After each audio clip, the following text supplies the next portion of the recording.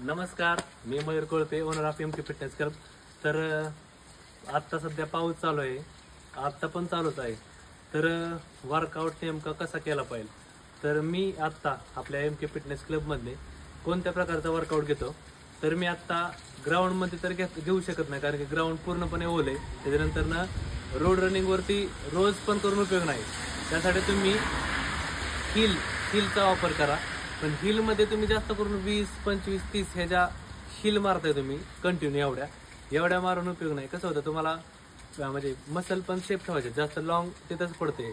त्याच्यामुळं तुम्ही 10 मारा, पण एकदम प्रॉपर आधी एकदम क्वालिटी स्प्रिंट टाईप मारा. तेव्हा त्याचा स्प्रिंटिंगमध्ये व स्ट्रेंथ वर्कमध्ये मसलसाठी चांगला फायदा होईल. त्याचबरोबर तुम्ही जिम पण जिमचा वापर करा. तर जिममध्ये तुम्ही कोणता वर्कआउट करायचा, तर मी तुम्हाला इथनं पुढं, आता मी जिमचा पण वर्क घेणार आहे.